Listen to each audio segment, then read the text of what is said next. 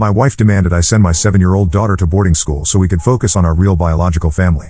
When I refused, she gave me an ultimatum: choose between her and my child. So I made my choice. My wife Jessica, 29F, told me last night that she thinks my daughter Emma, 7F, should go to boarding school. She said it would be better for everyone, especially our twin boys who are turning 3 next month.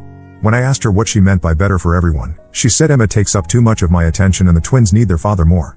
I need to give you the full story to understand why this hit me so hard. Emma came into my life when I was 25. Her mother Sandra was someone I knew from college, and we had reconnected at a mutual friend's party. Sandra was going through a messy divorce and seemed pretty unstable. We had a brief relationship that lasted about 2 months. I ended things when she started showing up at my workplace unannounced and calling me multiple times a day. 3 months after we broke up, Sandra showed up at my apartment at 2 a.m. crying and told me she was pregnant. She said the baby was mine and that she had nowhere else to go. I was shocked because we had always used protection, but these things happen. I told her I would support the child financially but that I wasn't ready for a relationship with her. Sandra became hysterical and started throwing things around my apartment. My neighbors called the police because of the noise. Sandra disappeared for the next few weeks. I tried calling her several times but her phone was disconnected. I asked our mutual friends but nobody knew where she was. I was worried about her and the baby but didn't know what else to do. 2 months later, I got a call from a hospital. Sandra had given birth to Emma but there were complications. Sandra had developed severe postpartum psychosis and was being held for psychiatric evaluation. The social worker at the hospital told me that Sandra had been living in her car for weeks before giving birth. She had no fixed address and no family support. They needed to know if I would take custody of Emma or if she would go into the foster system. I asked for a paternity test, which confirmed Emma was mine. I went to see Emma in the hospital. She was so small and had to stay in the NICU for an extra week because she was underweight. The nurses said Sandra had only visited twice since giving birth and seemed completely disconnected from reality. When I held Emma for the first time, something changed in me. I knew I had to take care of her. I brought Emma home when she was 3 weeks old. Sandra was released from the psychiatric hold but disappeared again. I hired a private investigator to find her because I wanted to make sure she was okay and to establish some kind of custody arrangement. The investigator found that Sandra had moved to another state and was living with a relative. She had told her family that she gave the baby up for adoption and didn't want any contact. I tried to reach out to Sandra through her family, but they told me she was still getting treatment and didn't want to be involved in Emma's life. I stopped trying after that because I didn't want to make things worse for Sandra or confuse Emma when she got older. Raising Emma alone was difficult but I managed. I had a good job in marketing and could afford decent childcare. Emma was a quiet baby but she started walking and talking early. She was always curious about everything and loved books. I read to her every night and we had our routines. When Emma was 4, I met Jessica through work. Jessica was working as a freelance graphic designer for our company and we started dating after a few months of working together. Jessica seemed to really like Emma. She would bring her small gifts and play games with her when she came over. Emma called her Jessie and would run to hug her whenever she arrived. Jessica and I moved in together after dating for 8 months. Jessica said she loved the idea of having a ready-made family and that Emma was such a sweet child. We got married when Emma was 5, and Jessica officially became her stepmother. Emma was our flower girl and seemed excited about having Jessica as part of our family permanently. Everything seemed perfect for the first year of marriage. Jessica would help Emma with her homework, take her shopping for clothes, and they would have girl time together while I worked late. Emma started calling Jessica Mom, which made Jessica cry happy tears. I thought we had built something really good together. Jessica got pregnant with the twins about 6 months after we got married. She was excited but also nervous about having her first biological children. During the pregnancy, she started reading a lot of parenting books and joining online forums for mothers. She became more particular about Emma's behavior and started implementing stricter rules around the house. When the twins were born, everything changed. Jessica was exhausted from nursing and taking care of 2 babies. Emma tried to help by bringing diapers and bottles, but Jessica started getting irritated when Emma made noise or wanted attention. She would snap at Emma for running in the house or playing music too loudly. I tried to balance my time between helping with the twins and maintaining my relationship with Emma. I would take Emma to the park on weekends while Jessica napped, and I made sure to keep reading to her every night. But Jessica started complaining that I wasn't helping enough with the twins. About 6 months ago, Jessica started making comments about how different Emma was from the twins. She would say things like how the twins looked just like me, or how they had my personality traits. She started referring to the twins as our boys and Emma as your daughter when talking to other people. Last month, Jessica's mother visited us for a week. I overheard them talking in the kitchen about how hard it must be for Jessica to raise someone else's child. Jessica's mother said that stepmothers have it harder than biological mothers because the bond isn't natural. She said maybe it would be better for Emma to spend more time with Sandra's family so she could learn about her real heritage. Jessica agreed with her mother and said she sometimes felt like an outsider in her own home because Emma and I had such a strong bond. She said it was hard to compete with 7 years of history. I confronted Jessica about this conversation, and she said her mother was just trying to be supportive and that she didn't mean anything by it. The boarding school conversation happened 2 nights ago during dinner. Emma was telling us about a project she was working on at school, and Jessica interrupted her to ask the twins if they wanted more food. Emma kept trying to finish her story, and Jessica told her to wait because she was busy with the twins. After dinner, while Emma was watching TV, Jessica brought up the boarding school idea. She said she had been researching schools and found one about 2 hours away that specializes in gifted children. She said Emma would get better education there and would be around children more like her. She said it would also give us time to focus on the twins during their important early years. I told Jessica that Emma was only 7 and didn't need to be sent away from her family. Jessica said I was being emotional and not thinking about what was best for Emma's future. She said the twins needed stability and that having Emma around was disruptive to their routine. She said Emma was old enough to understand that sometimes families have to make hard decisions. I asked Jessica if she really thought sending Emma away was the right thing to do. Jessica said she had been thinking about it for months and that it would benefit everyone. She said Emma would get a better education, the twins would get more attention, and we could focus on being a proper family unit. That's when I realized Jessica had been planning this for a while. She had researched schools, talked to her mother about it, and made up her mind without really including me in the process. She had presented it as a suggestion, but it was clear she expected me to agree. I told Jessica I needed time to think about it, but I already knew there was no way I would send Emma to boarding school. Emma has been through enough disruption in her short life, and I wasn't going to add to it by sending her away from the only stable home she's ever known. Jessica got upset and said I always chose Emma over our marriage. She said she had tried her best to be a good stepmother but that it was impossible when I always put Emma first. She said she couldn't keep pretending that raising someone else's child was the same as raising her own children. I didn't know what to say to that. Jessica went to bed early, and I sat up thinking about how we got to this point. Emma came downstairs around 9 p.m. and asked me if everything was okay because she heard raised voices.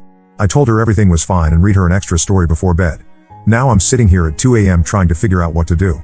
I love Jessica, but I can't send Emma away to make our marriage work. Emma didn't choose this situation, and she deserves to have her father in her life. Jessica knew Emma was part of the deal when we got married, and I thought she genuinely cared about her. I'm worried about what this means for our family. The twins are too young to understand what's happening, but Emma is smart and she's starting to pick up on the tension. I don't want her to grow up feeling unwanted or like she's a burden. I don't know if this is something we can work through or if this is the beginning of the end of my marriage. Jessica seems to have made up her mind about what she wants, and I know what I can't compromise on. I just never thought it would come to choosing between my wife and my daughter. Update 1: I wanted to update everyone on what happened after my last post. The situation got much worse before it got better, and I learned some things about Jessica that I wish I had known earlier. The day after I made my post, Jessica brought up the boarding school idea again. This time she had printed out brochures and applications. She had even contacted 3 different schools and scheduled virtual tours. She showed me the materials over breakfast while Emma was getting ready for school. Jessica explained that she had spoken to the admissions director at one school, and they had an opening for the spring semester. She said we could visit the campus the following weekend and that Emma could start after Christmas break. She had worked out all the details including transportation and holiday schedules. I told Jessica again that I wasn't comfortable sending Emma away. Jessica got frustrated and said I wasn't even willing to consider what might be best for Emma's education. She said the schools had better resources than our local elementary school and that Emma would thrive in a more challenging environment. When Emma came down for breakfast, Jessica showed her the brochures and started talking about how exciting it would be to live at a school with other smart kids. Emma looked confused and asked if she had done something wrong. Jessica quickly said no and that this was about giving her better opportunities. Emma asked me if she had to go to the boarding school. I told her nobody was making her go anywhere and that we were just looking at options. Jessica gave me a look that clearly showed her displeasure, but I wasn't going to lie to Emma about something this important. That afternoon, I got a call from Emma's teacher asking if everything was okay at home. She said Emma had been quiet and distracted in class and had asked her if children could choose where they lived. The teacher was concerned that Emma might be dealing with some family stress.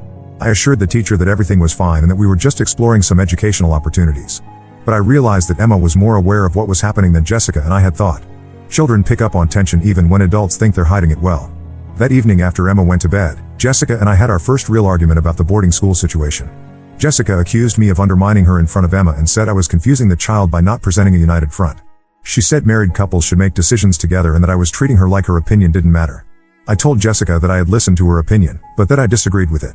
I said sending Emma away wasn't something I could compromise on, and that I thought it would be harmful to Emma's emotional development. Jessica said I was being stubborn and that I wasn't considering the impact on our marriage or the twins. The argument escalated when Jessica said that Emma would eventually choose to live with Sandra anyway, so it would be better to prepare her for independence now. She said most children from broken homes end up seeking out their biological parents when they get older, and that I was setting myself up for disappointment. I was shocked that Jessica would say something like that. I told her that Sandra had made it clear she didn't want to be part of Emma's life, and that Emma considered our home her real home. Jessica said I was being naive and that blood relationships always win out in the end. That weekend, Jessica arranged for her mother to babysit the twins while we visited one of the boarding schools. I agreed to go because I wanted to understand what Jessica was thinking, but I made it clear that I was just gathering information. The school was actually quite impressive. They had small class sizes, excellent facilities, and a strong academic program. The admissions director explained their philosophy and showed us the dormitories and classrooms. Emma seemed interested in some of the activities they offered, particularly their library and art studio. During the tour, I noticed Jessica asking detailed questions about visiting schedules and holiday breaks. She seemed particularly interested in their policy about mid-semester withdrawals and whether parents could extend stays if needed. I found it odd that she was asking about extending stays when we were supposedly just exploring options. On the drive home, Emma fell asleep in the backseat. Jessica started talking about how perfect the school would be for Emma and how happy she seemed during the tour. She said Emma would make friends with children from similar backgrounds and wouldn't feel different or out of place. I pointed out that Emma had never said she felt different or out of place at home or at her current school. Jessica said that was because Emma didn't know any different, but that she would appreciate having more opportunities when she got older. The conversation took a strange turn when Jessica started talking about how much easier our home life would be with just the twins. She said we could establish better routines, take family vacations more easily, and focus on the twins' development without distractions. She said Emma would visit during holidays and summers, so it wasn't like we were losing her permanently. I realized that Jessica had already decided to send Emma away and was just trying to convince me to agree. She wasn't exploring options or considering what was best for Emma. She had made up her mind and expected me to go along with it. When we got home, Jessica's mother made comments about how grown-up Emma was getting and how independent she seemed. She said some children were just naturally suited for boarding school and that it might be good for Emma to spread her wings. I could tell this conversation had been planned. That week, I started paying closer attention to how Jessica interacted with Emma versus the twins. I noticed that she was much more patient with the twins when they made messes or were loud. When Emma spilled juice at breakfast, Jessica sighed heavily and made her clean it up herself. When one of the twins spilled the same juice later that day, Jessica cleaned it up without comment and said accidents happen. I also noticed that Jessica had stopped including Emma in conversations about family activities. When we talked about weekend plans or upcoming holidays, Jessica would discuss what we were doing with the twins but wouldn't mention Emma unless I brought her up specifically. The breaking point came the following Thursday. I came home from work to find Jessica packing a suitcase in Emma's room. She said she had spoken to the boarding school and they could accommodate Emma for a trial week to see how she liked it. She had planned to take Emma there that weekend without discussing it with me first. I told Jessica she couldn't take Emma anywhere without my permission, and that I wasn't agreeing to any trial periods. Jessica said she was trying to make the transition easier for everyone and that I was being unreasonable. She said Emma needed to see what her options were before making a decision. I pointed out that Emma was 7 years old and couldn't make decisions about her living situation. Jessica said Emma was mature for her age and that she deserved to have input into her future. She said keeping Emma trapped at home wasn't fair to her or to our family. That's when I realized Jessica had been planning this for much longer than she had admitted. She had contacted the school, arranged for Emma to stay there, and packed her belongings without telling me. She wasn't asking for my opinion anymore. She was informing me of her decision. I told Jessica to stop packing and that Emma wasn't going anywhere. Jessica started crying and said I didn't understand how hard it was for her to try to be a mother to someone else's child while taking care of her own babies. She said she had tried her best but that it wasn't working. Jessica said she loved Emma but that she couldn't keep pretending that raising her was the same as raising the twins. She said she needed to focus on her biological children and that Emma would be better off in an environment where she was wanted for who she was, not just tolerated. I was stunned that Jessica would say Emma was just tolerated in our home. I asked her if that was really how she saw our family. Jessica said she had tried to love Emma like her own child, but that it wasn't natural and she couldn't force feelings that weren't there. Emma came home from school while we were arguing. She saw the suitcase and asked if we were going on a trip. Jessica told her they were going to visit the boarding school for a few days to see if she liked it there. Emma looked at me with confusion and asked if I was coming too. I told Emma that nobody was going anywhere and that we needed to talk as a family. Jessica objected and said she had already made arrangements.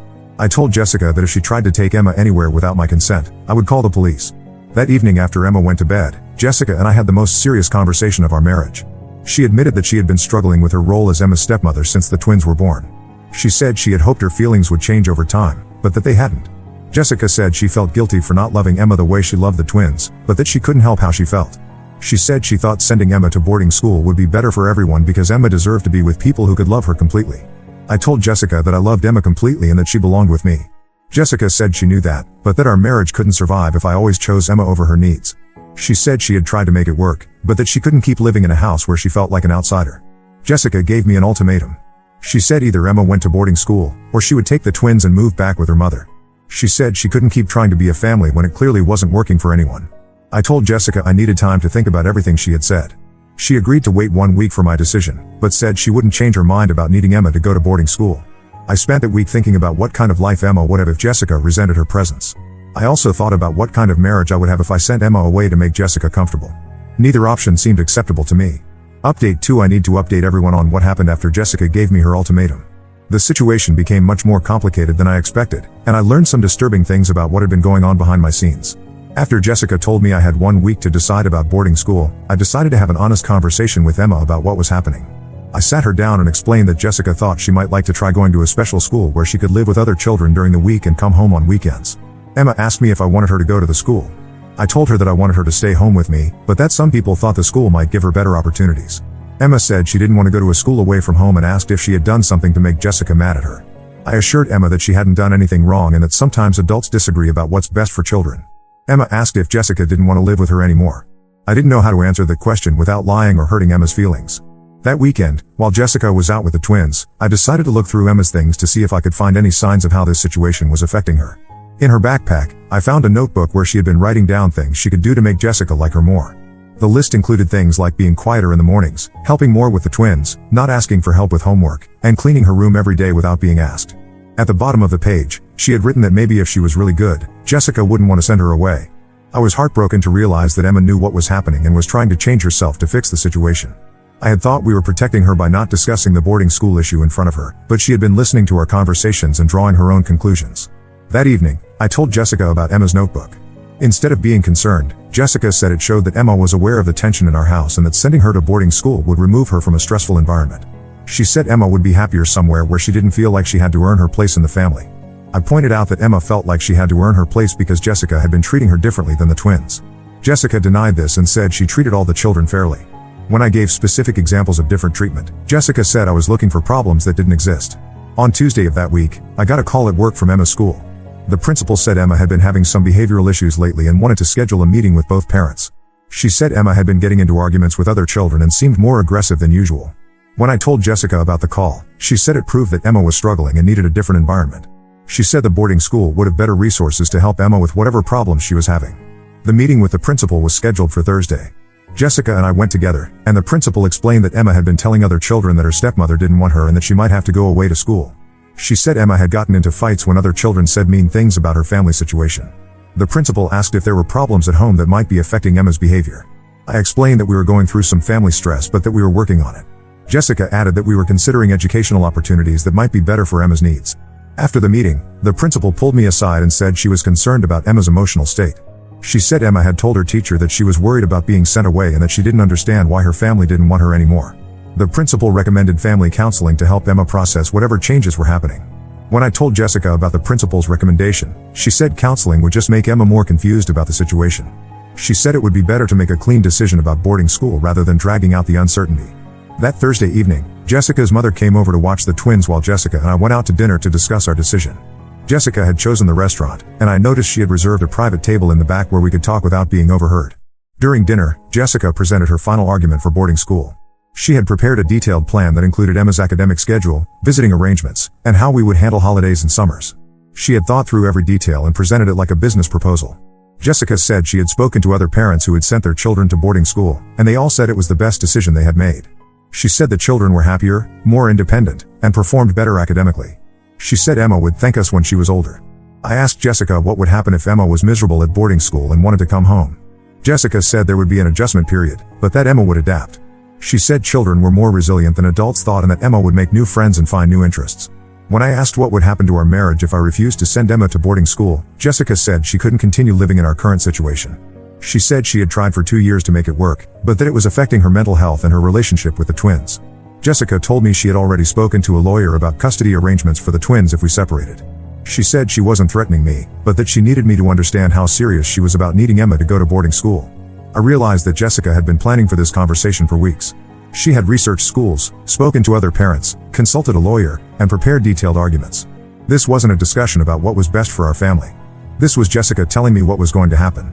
I told Jessica I needed the rest of the week to make my decision. She said she had already waited long enough and needed an answer by Sunday. She said the boarding school needed confirmation by Monday if Emma was going to start in January.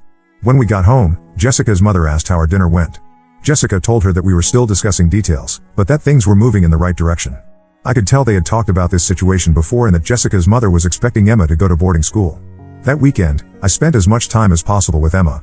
We went to the park, played games, and read books together. Emma seemed to sense that something important was happening, but she didn't ask any more questions about boarding school. On Saturday night, after Emma went to bed, I found Jessica packing another suitcase. When I asked what she was doing, she said she was getting ready to take the twins to her mother's house on Sunday evening. She said she wanted to give me space to think about my decision without distractions. I realized Jessica was removing herself and the twins from the situation to force me to choose between Emma and my marriage. She was making it clear that I couldn't have both, and that she was prepared to leave if I didn't agree to send Emma away. On Sunday morning, Jessica loaded the twins into the car and told me she would be back Monday evening for my answer. She said she hoped I would make the right decision for everyone involved. Emma watched from the window as they drove away and asked when Jessica and the twins were coming back. I spent Sunday afternoon thinking about what kind of father I wanted to be and what kind of man I wanted to be. I thought about Emma's notebook and her list of ways to make Jessica like her.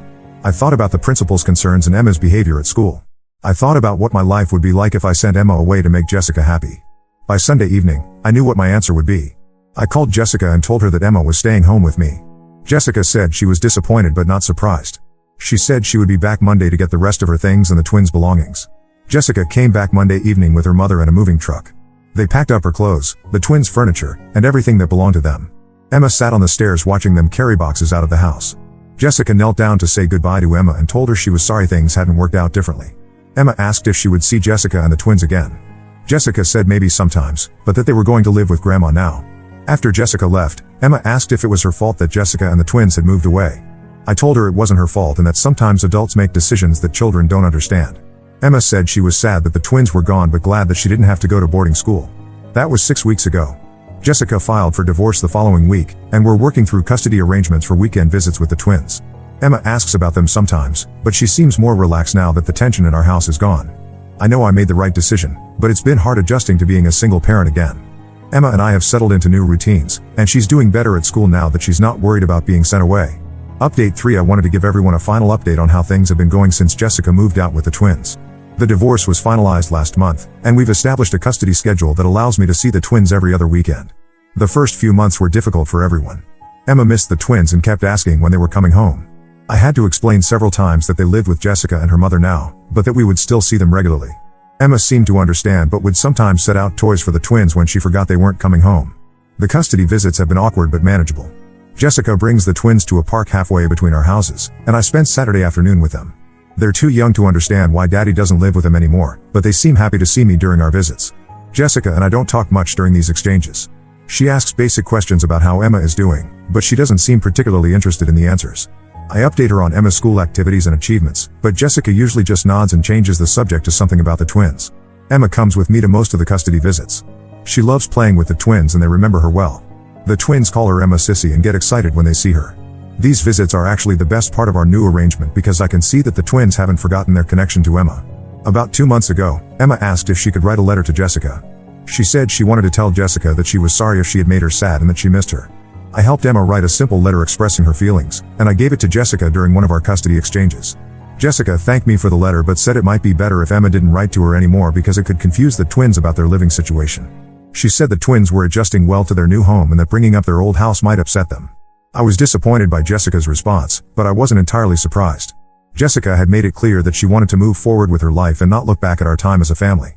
I explained to Emma that Jessica had received her letter and appreciated it, but that we should focus on our own family now.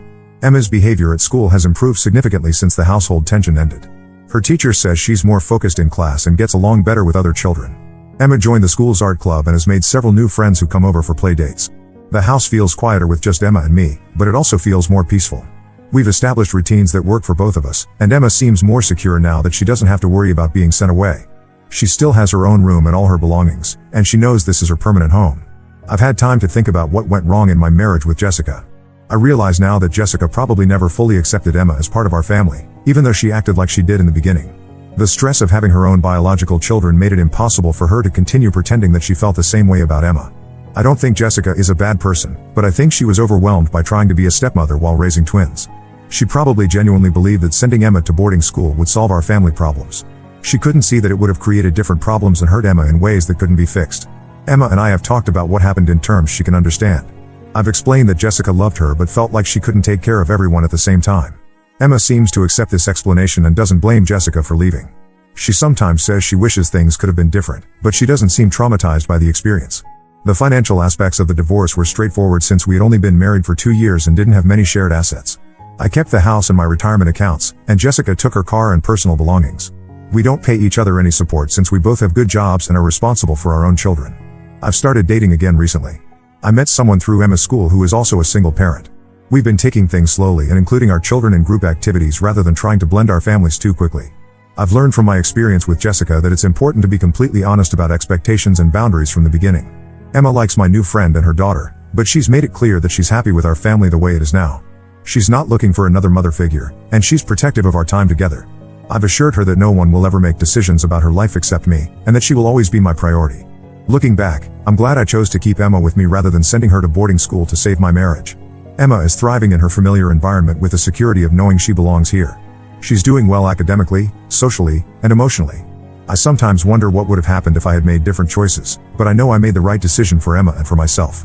A marriage that required me to send my daughter away wasn't worth saving. Emma deserved better than that, and so did I. The twins are doing well according to Jessica. They're walking and talking more, and they seem happy in their new home with Jessica and her mother. I miss having them around every day, but I'm grateful that I get to see them regularly and maintain a relationship with them. This whole experience taught me that family is about more than just living in the same house or sharing DNA. Family is about commitment, loyalty, and putting the needs of children first. Emma and I are a family, and that hasn't changed despite everything that happened. I don't regret marrying Jessica because it gave me the twins, who I love deeply. But I'm relieved that Emma and I can move forward without the constant stress of trying to make an impossible situation work. Sometimes the best thing you can do for everyone is to admit that some relationships aren't meant to last. Emma is 8 now and doing well in school. She still misses the twins and Jessica sometimes, but she's adapted to our new normal. She knows she's loved and wanted, and that's what matters most. We're building a good life together, and I'm optimistic about our future. Now let's move to the next story. Story 2. My family treated me like an outsider my whole life and wanted to give me up for adoption. Then they got mad when I refused to share my grandparents' inheritance. I'm Caleb, 28M, and my parents, especially my mom, have consistently shown favoritism towards my older sister Laurel, 30F, for as long as I can remember.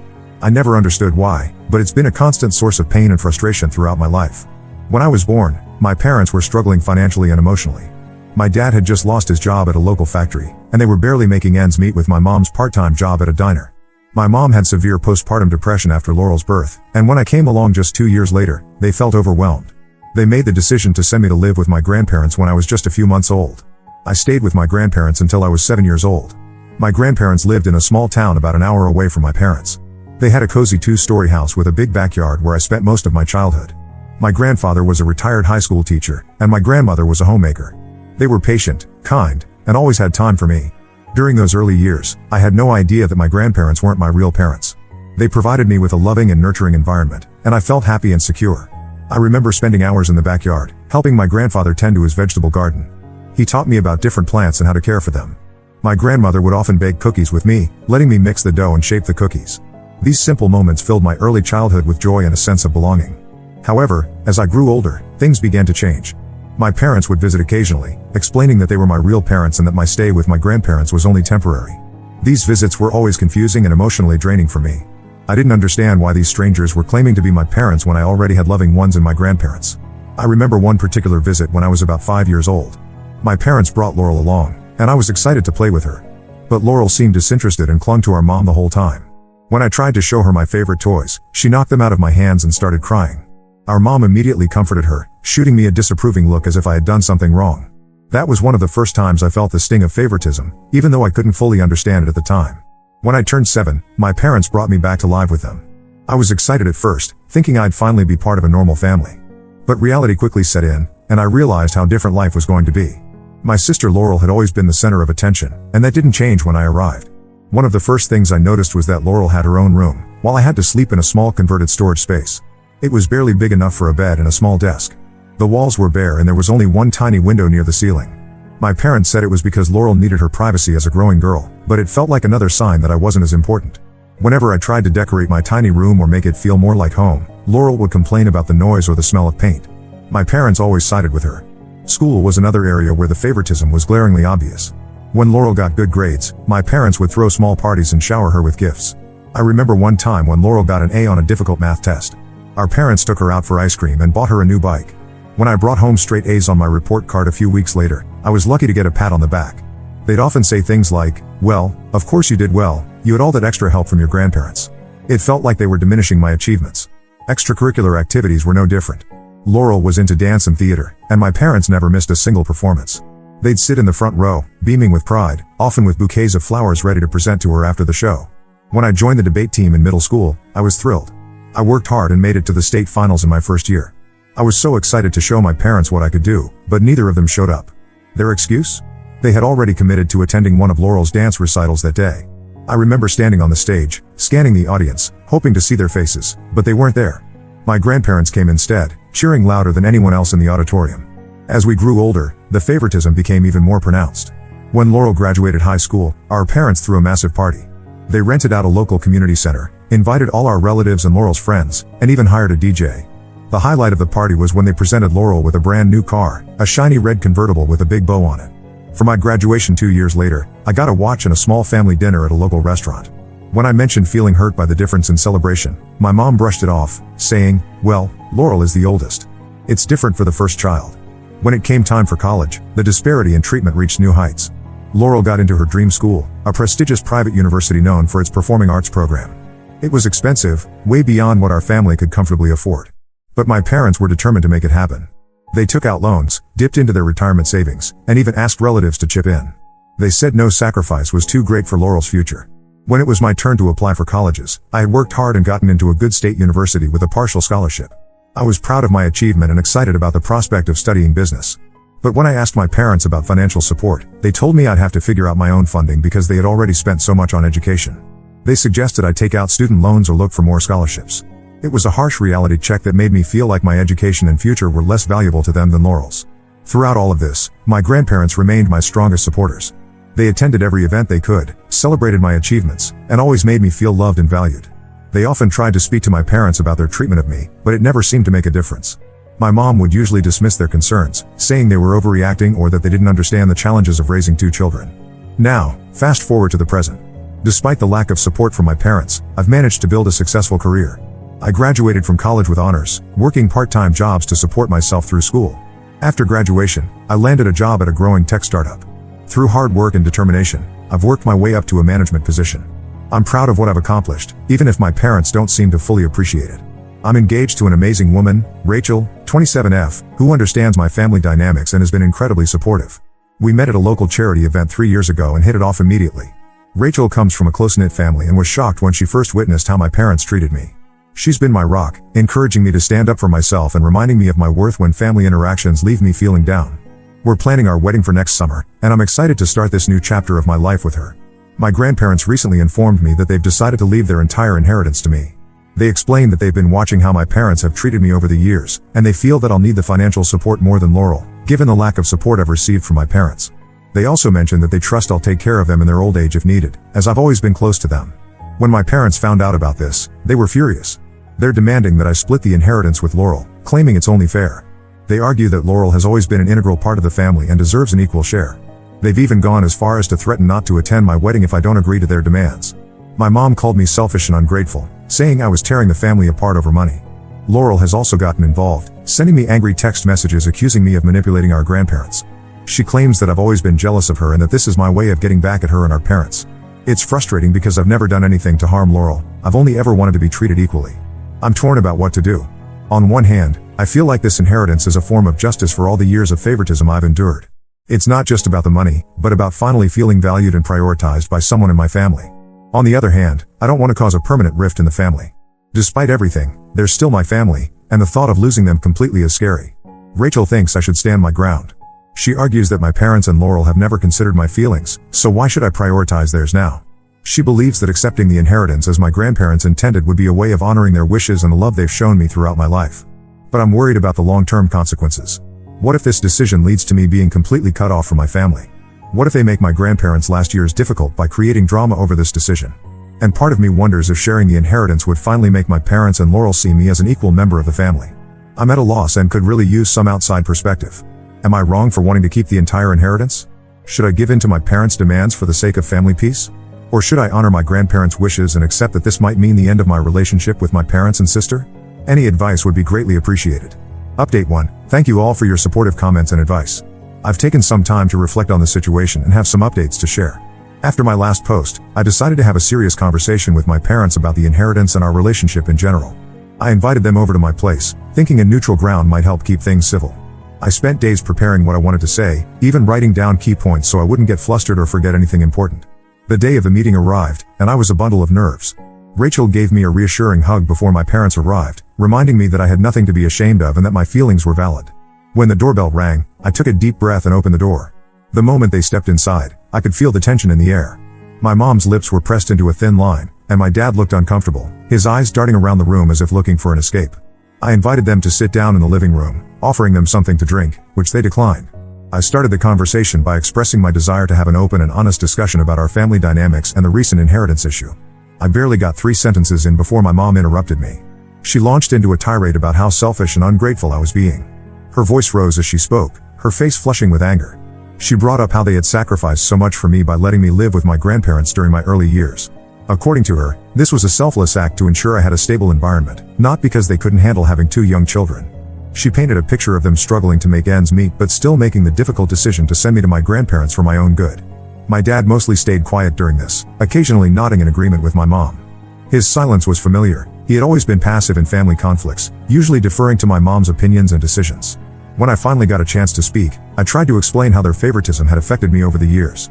I brought up specific instances, the differences in our graduation celebrations, the disparity in support for our educations, the countless times Laurel's needs and wants were prioritized over mine. As I spoke, I could feel years of pent-up hurt and frustration pouring out. But they dismissed my feelings entirely. My mom went as far as to say that I was imagining things and that they had always treated Laurel and me equally. She accused me of being overly sensitive and reading too much into normal sibling dynamics. It was like she was rewriting our entire family history, creating a narrative where they had been perfect, loving parents to both their children. The conversation took an unexpected turn when I mentioned how they had funded Laurel's college education but left me to fend for myself. I thought this was a clear-cut example of their favoritism, one they couldn't possibly deny. But my mom's response shocked me to my core. She blurted out that the reason they hadn't helped me was that they had always viewed me as my grandparents' responsibility, not theirs. Her exact words were, "We only took you back when you were 7 because your grandparents insisted it was time for you to be with your real family. But in our hearts, you were always their child more than ours." I was stunned into silence. All these years, I had thought that living with my grandparents was a temporary solution to my parents' initial struggles. I had believed that deep down, they had always considered me their son, even if they didn't always show it. Finding out that they had essentially given me away and never really considered me their responsibility was devastating. The argument escalated from there. My parents demanded again that I split the inheritance with Laurel, arguing that she deserved it more because she had been a real part of the family all along. When I refused, my dad finally spoke up, threatening to contest the will when the time came. He mentioned getting lawyers involved, saying they wouldn't let me steal from Laurel. At this point, Rachel, who had been listening from the other room, we had agreed she would give us privacy but stay nearby in case things got out of hand, came in and asked my parents to leave. She could see how upset I was getting and felt things were getting out of hand. My parents left in a huff, with my mom declaring that I was no longer welcome in their home unless I agreed to their demands. After they left, I broke down. The realization that my parents had never truly considered me their child hit me hard. It explained so much, why I had always felt like an outsider, why their love always seemed conditional. Rachel held me as I cried, assuring me that I had done nothing wrong and that I deserved better. The next day, I received a barrage of text messages from Laurel. Apparently, our parents had told her about the inheritance and my refusal to share it. Her messages were a mix of guilt-tripping and threats. She accused me of tearing the family apart and warned that if I didn't agree to split the inheritance, she would make sure I regretted it. Some of her messages were particularly hurtful. She wrote things like, "You were always jealous of me, and now you're trying to punish me for being the better child, and mom and dad should have left you with grandma and grandpa for good. You've never been a real part of this family anyway." I haven't responded to any of her messages. I'm feeling overwhelmed and unsure of how to proceed. On one hand, I feel more certain than ever that I deserve this inheritance. It's not just about the money, it's about finally having someone in my family prioritize me and my needs. On the other hand, the idea of losing my entire family over this is terrifying. Despite everything, they're the only family I have, and the thought of being completely alone is daunting. I've scheduled a meeting with my grandparents to discuss the situation. I want to make sure they understand the chaos their decision has caused and see if they have any advice. They've always been my strongest supporters, and I trust their judgment more than anyone else's. I'm also considering seeking legal advice to understand my rights and options, especially given my dad's threat to contest the will. I want to be prepared for any potential legal battles that might arise from this situation. For now, Rachel and I have decided to put our wedding plans on hold. We feel it's best to sort out this family drama before we take that big step. The idea of walking down the aisle without my family there, or worse, with them attending but resenting me, is not how I want to start our married life. Rachel has been incredibly understanding and supportive through all of this. She keeps reminding me that we're a team and that whatever decision I make, she'll stand by me. I'm also considering therapy to help me process all of this. The revelation about my parents never truly considering me their child has reopened a lot of old wounds, and I'm struggling to cope with the emotions it's bringing up. I'll update again after I've spoken with my grandparents and possibly a lawyer. Thank you all again for your support and advice. It means more than you know to have people validate my feelings and experiences after years of being gaslighted by my own family. Update 2. It's been a few weeks since my last update, and I wanted to share some developments in the situation. I met with my grandparents as planned to discuss the inheritance situation and the fallout with my parents and sister. It was an emotional and eye-opening conversation that lasted several hours. We met at their house, the same one where I spent my early years. Being there brought back a flood of happy memories, which made the current situation feel even more painful in contrast. My grandmother had baked my favorite cookies, just like she used to when I was a kid, and the familiar smell filled the house. As we sat in their cozy living room, surrounded by photos of our family through the years, my grandparents listened attentively as I recounted my recent confrontation with my parents and the subsequent messages from Laurel. They were visibly upset to hear about how my parents had reacted, but they weren't entirely surprised. Then, they revealed some information about my early years that I had never known before. My grandfather, his voice steady but filled with emotion, began to explain. Apparently, when I was born, my parents had initially considered putting me up for adoption. They felt overwhelmed with Laurel, who was only 2 at the time, and weren't prepared for another child. My grandfather's eyes welled up with tears as he recounted how they had received a phone call late one night from my sobbing mother, saying she couldn't handle another baby and was thinking of giving me away. My grandparents, horrified at the thought of losing their grandson to strangers, stepped in and offered to raise me themselves. They had hoped that my parents would eventually want to be more involved in my life, which is why they encouraged them to take me back when I was 7. This revelation hit me hard. It explained so much about why I had always felt like an outsider in my own family. My grandparents apologized for not telling me sooner, saying they had hoped my parents would have stepped up and been better parents to me over time. They also reaffirmed their decision about the inheritance. My grandmother took my hand and explained that it wasn't just about making up for the lack of support I'd received from my parents, but also because they truly believed I would use the money responsibly and be there for them in their old age if needed. They expressed disappointment in how Laurel had turned out, mentioning that she often ignored their calls and rarely visited unless she needed something. My grandfather added that they had always seen the potential in me, even when my parents couldn't. He reminded me of all the times I had helped him in the garden, how quickly I had learned to read, and how I always tried to solve problems instead of avoiding them. "You've got a good head on your shoulders, Caleb," he said, "and a kind heart. We know you'll do right by this inheritance." After this conversation, I felt a strange mix of sadness and relief. Sadness for the family relationship I had always longed for but never truly had, and relief at finally understanding why things had always been the way they were. Following my grandparents' advice, I consulted with a lawyer about the inheritance situation. The lawyer, a kind-faced woman named Mrs. Torres, listened carefully to my story and reviewed the documents my grandparents had provided. She assured me that as long as my grandparents were of sound mind when making their will, it would be very difficult for my parents or Laurel to successfully contest it. However, she advised documenting any threats or harassment from my family members, just in case. She also suggested that my grandparents might want to include a letter of intent with their will, explaining their reasons for their decision, which could help deter any legal challenges. With this information, I've made some decisions. I'm going to respect my grandparents' wishes and accept the inheritance when the time comes. I won't be sharing it with Laurel. I've decided to go no contact with my parents and Laurel, at least for now. I've blocked their numbers and social media accounts. The constant guilt-tripping and threats were taking a toll on my mental health. Rachel and I have decided to move forward with our wedding plans, but we're opting for a small, intimate ceremony rather than the larger event we had initially planned. We'll be inviting my grandparents and close friends only. These decisions weren't easy to make, but I feel like they're necessary for my well-being and my future. The therapist has been helping me understand that it's okay to prioritize my own happiness and mental health, even if it means distancing myself from toxic family members. Rachel has been my rock through all of this. She's been patient when I've needed to talk things through for hours, and she's given me space when I've needed time alone to process. Her unwavering support has made me even more certain that she's the person I want to spend my life with. As for the wedding, we're planning a small ceremony in a local botanical garden. It's where Rachel and I had our first date, so it holds special meaning for us.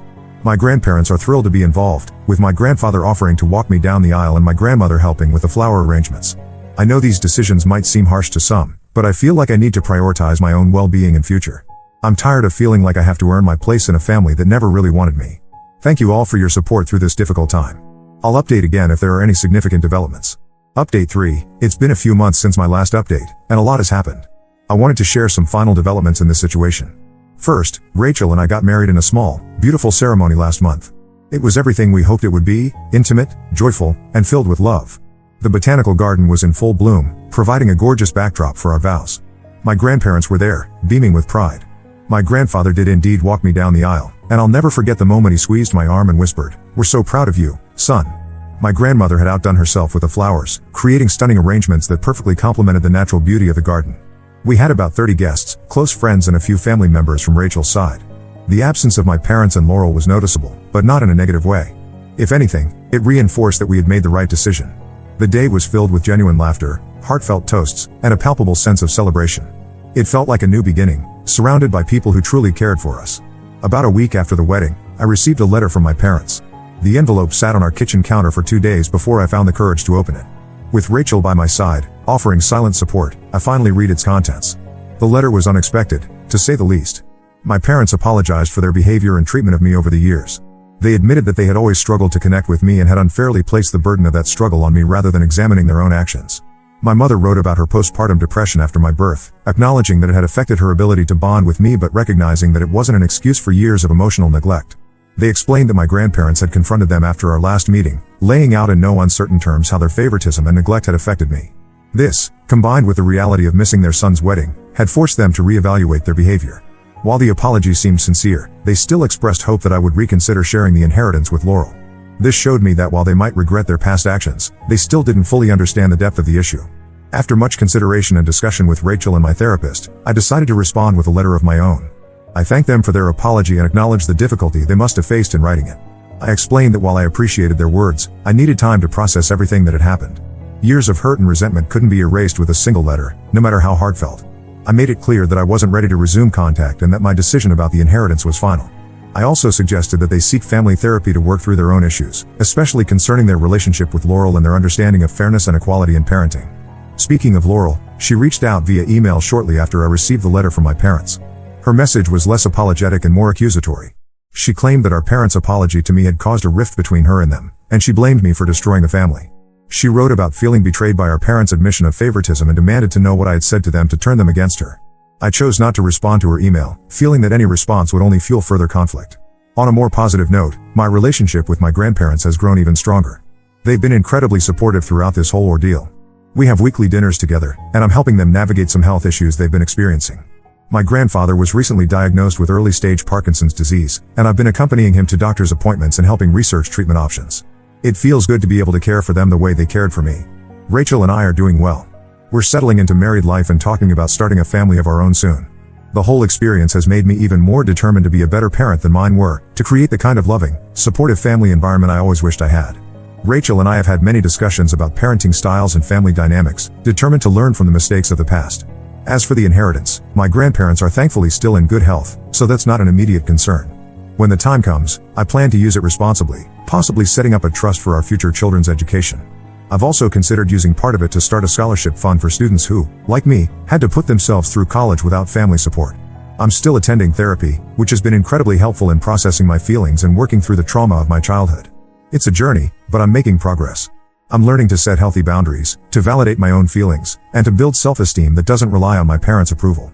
In the end, while this situation brought a lot of pain and difficult truths to light, it also led to clarity and a chance for a fresh start. I'm focusing on the family I've chosen, Rachel, my grandparents, and our close friends, and looking forward to the future. I've learned that family isn't just about blood relations, but about the people who support you, love you unconditionally, and bring out the best in you.